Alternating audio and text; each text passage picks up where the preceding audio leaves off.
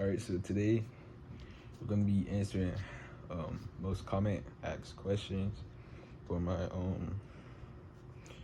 film for Aice Media Studies. The first question that was asked was, how does your product use or challenge conventions, and how does it represent social groups or issues? So basically, in my film, I used the thriller, like the regular thriller genre, with a little bit of psychological horror.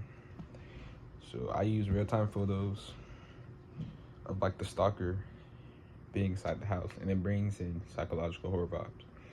It follows what thrillers usually do to create suspense and keep people on edge, but the cliffhanger at the end gives a dramatic feeling. It starts off creepy with the creepy moment of Alex getting weird pictures taken of him outside his house. At first it seems like a prank, but it gets scary when the photo shows him inside of his house.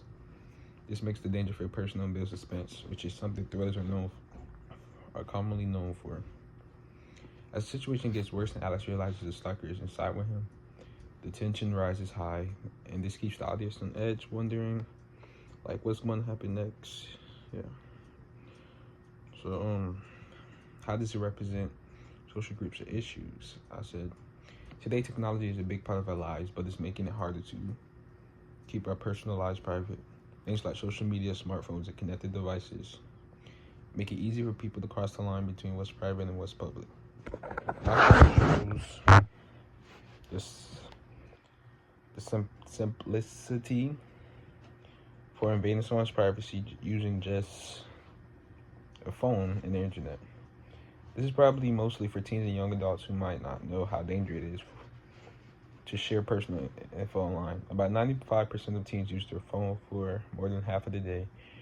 Therefore, this film will be targeted towards more teens than adults. My film Unknown shows how anyone's private data can be at risk in today's digital world. My film shows how the digital age makes it easier for things like stalkers, cyberbullying, or identity theft to happen.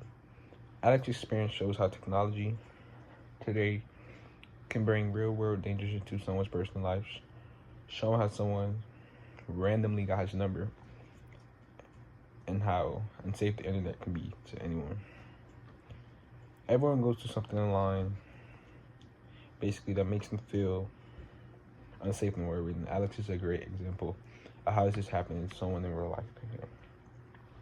So the next question is, how does your product engage with audiences, and how would it be distributed as a real media text? So I said using technology like text and photos make it relatable today, and the mystery and suspense keep the viewers interested and excited to see what happens next. My film is for young teens and young adults who are online and part of the social media world.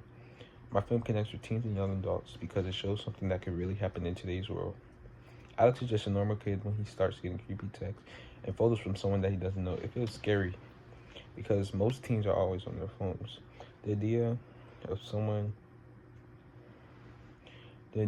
could be watching you through your phone or sending you pictures of yourself is very creepy. What makes it even scarier is that the photos go from outside his house into inside, and then he gets one of himself sleeping.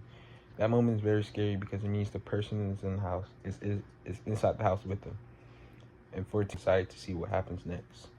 My film is for young teens and young adults who are online and part of the social media world.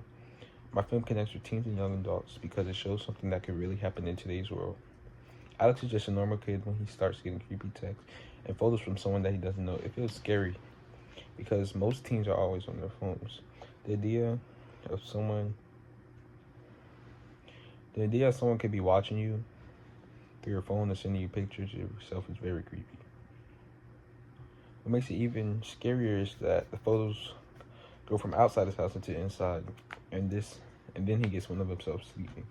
That moment is very scary because it means the person is in the house, is inside the house with them.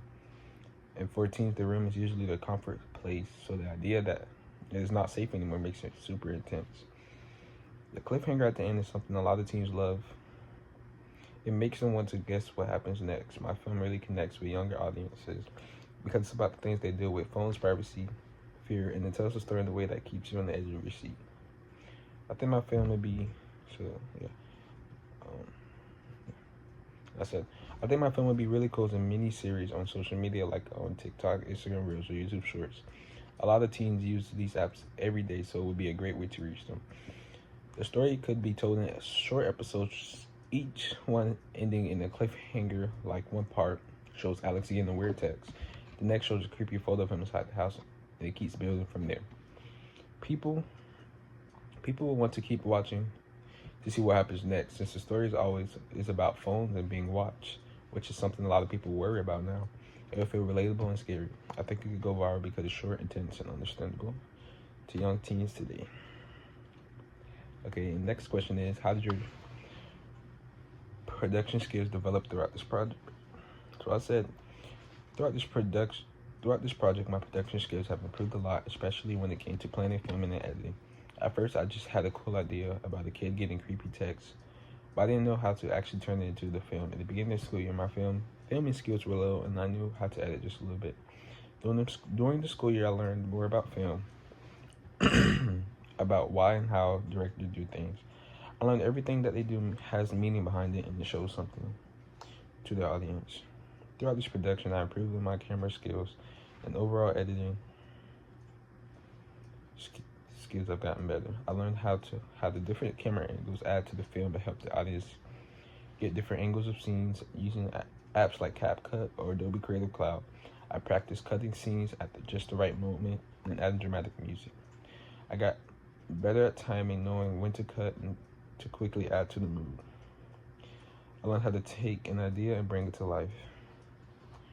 I learned how to cut scenes at the right time to keep things intense and how to add music and effects to make the film feel more real and creepy. And the final question is, how did you integrate technology, software, hardware, and online in this project? So I said the main technology I used was a phone and a computer. I used my phone as one of the main props, apart from the mise-en-scene used to show the suspense of the situation.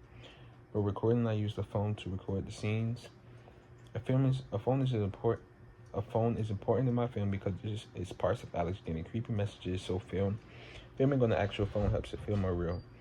I use a computer for a little of my editing. I use video editing apps like CapCut and I tried Adobe Premiere, Rush to piece the clips together. These apps make it easy to add suspense, music, quick cuts, and effects. They're simple to use and perfect for creating short videos to post. I said, I use technology to make it feel real and exciting for a younger audience. The usage of tech helped me edit to build tension and connect with viewers who are into suspense and mystery. So yeah, those are the most commonly asked questions about the film. Yeah, thank you.